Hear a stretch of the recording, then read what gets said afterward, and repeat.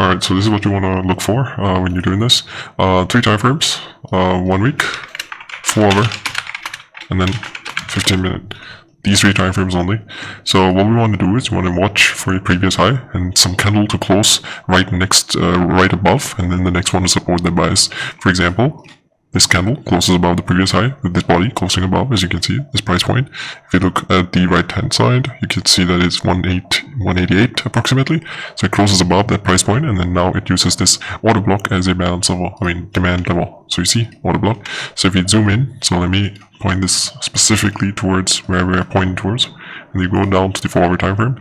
As you can see, on the lower time frame, it's coming down towards an order block, right? It's coming down towards the order block right here, and then it's retracing away. So what's happening here is essentially, let me show you guys.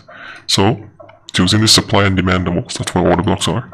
It's closing above. It's using this level as a balance level. You see this level, right? Order block, clear order block right here. So it's using this clear order block as a balance level, and then it's retracing away.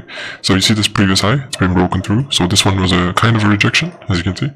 See, it was rejecting because these are rejection wicks, as you can see. So if there's a body closure like this, that means it's going up confidently. But this one just indicates, selling pressure. So if in the lower time frame, there's a lot of selling pressure in these wicks on the high time frame. So what's happening here is you can see that it breaks through. This candle breaks through. And you see now we're going bullish, right? So then let's zoom into the 4 hour. So as you can see, we're zoomed in. Now we see what it looks like in the lower time frame, 4 hour. So if you look at the previous high, you can see that we break through this previous high with this candle, and then now we're using this level. We're retracing a little bit, but it's not enough volatility, keep in mind, because the overall narrative is now bullish, right? There's a lot of bulls in control, right? Because the weekly one is going what? Bullish. Now this is going to support that bias. For example, the whole weekly time frame, right? The whole weekly time frame is indicating the fact that unless it made a serious all-time high or the previous liquidity point. So for example, this is the next liquidity point, external range liquidity, which is this 296, right? 296. So until this point, it's going to keep going up. Why? Because the overall narrative is supporting, the weekly narrative is supporting the fact that it's going to be bullish for the next few weeks. So as you can see, we have this 4 hour narrative, which is also supporting that. So I'm highly doubtful of a bearish reversal. If anything, it's just balancing out price at a certain given level. As you can see, for example, there's an order block here. If you guys pay attention to this part, there's an order block here, but then we had a bearish change of character here, so we can't really count that. So then we have this next change of character, as you can see, previous high, this registered high being displaced through, and even this high being displaced through, as you can see, parallel to this, displaced through, and then this high as well, displaced through, and then you uses this level as a balance level, once again an order block, right here, demand level order block, boom, displaces upwards. So you see these previous highs, they're being used as stepping stones, see? They're being used as stepping stones. It's balancing out, fair value gap. Boom. It's going retracing. This is not fair value gap here. I'm tripping. But see, displaces through. Next one candles. Closes above and then balances out. Goes. Closes above. Balances out. Goes. So it keeps going until the very. So as you can see, this previous highs. It's displacing through all these previous highs. So what you should be attentive of is the weekly bias. So it's always internal range liquidity to external range liquidity, but for the sake of this video, we're not going to talk about internal range liquidity. We're just going to talk about external range. External range is reaching towards external points where price last time closed, right? So for example, this was a massive, it closed, like this was the all-time high previously, like imagine like over here, this was the all-time high previously. So it pushes through that, it rejects that price level, massive selling pressure once it pushes price to that level, and then it retraces away. So you can see that bearish sentiment. First time it was a rejection, but then second time it pushed back towards external range liquidity. So it's all supply and demand. It's always running from supply, and then back to a demand discount level. So if you want to be even further better with this, you can use a Fibonacci tool. So this is, assume this is the dealing range. Consider that, so this is the dealing range, right? This one to up to here, so 1 to 0.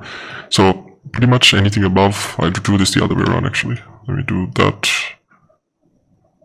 It should be inverse, but you see that anything above 0.5 is pretty much discount. So it pushes back to, discount. It pushes it there, rejects this price level because it's way too low. It's $100, as you can see. And then boom, it retraces right back up. So you see this previous high broken through, and then it's holding this level. Once again, it's using that level as a rejection zone. Because why? Because the overall narrative is saying that it's going that way. So keep in mind, in normal assets, unless there's like a huge news event, it's mostly just retracing towards a demand level for other people to buy back in, because it's always like selling and buying towards from supply to demand, right? So pretty much what happens here is you keep going, you keep retracing higher and higher and higher. So you see this, it's closing above, and boom, we have this retracement here. But overall, I know the narrative is headed towards what? To be bullish, as you can see, right? Let's look at this, for example.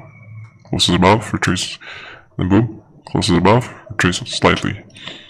We need a retracement to about here. So a lot of people are going to like panic sell because they see the market going down, but only because I know it's going to return to this point, 206, around here, 206.7, retrace here, and then move towards the next zone, next supply level, right?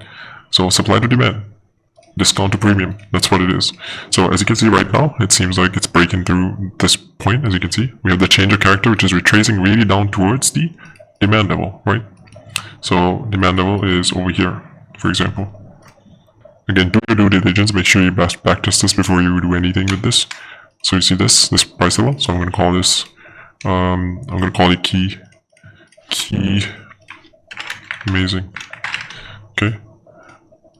So key amazing, and so this is the key amazing level, if you guys can see that. So it's going to retrace down to this point, and that's what we see happening on the 4-hour time frame.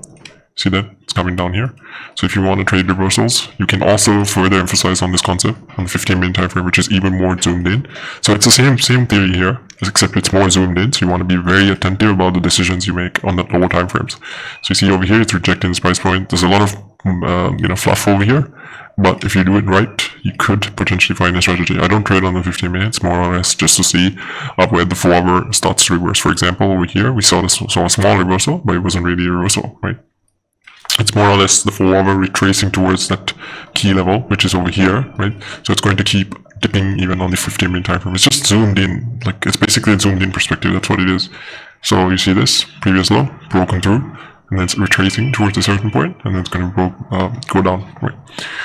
But overall, the narrative is the highest likelihood narrative, the highest probabilities is that it's going to keep going bullish. You know why? Because it's breaking through the previous highs on the weekly time frame. You see this huge candle just breaking through the previous highs. You see this massive candle, massive buying pressure. So there's a lot of buying pressure. If you look at the order book, for example, it's going to be a lot of buying pressure compared to the sellers.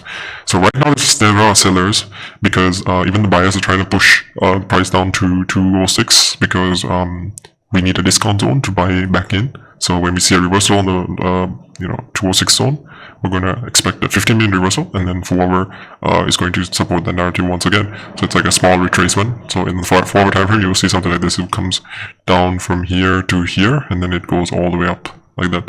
And the 15-minute is going to be the first one to like show you that big thing, sort of big arrow, sort of have a change of character. In other words, one of can I draw one of these?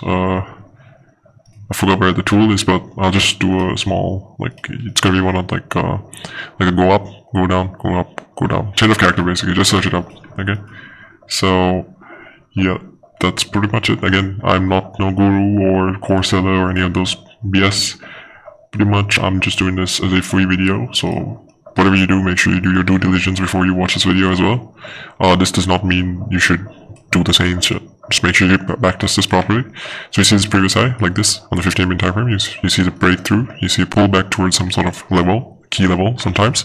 Or sometimes it's a random key level. So it will, overall, it will not support this narrative. So it will pull back, and then it would go further higher because it broke through this initial high. And this is just a balance of price to a certain key, price point, which is what we're trying to meet.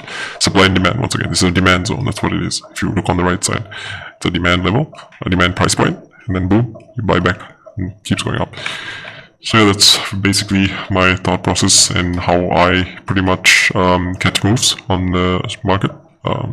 So this works differently in other markets, but this is just for the crypto market. So this is how I capitalize on making not a lot of gains, but random gains here and there.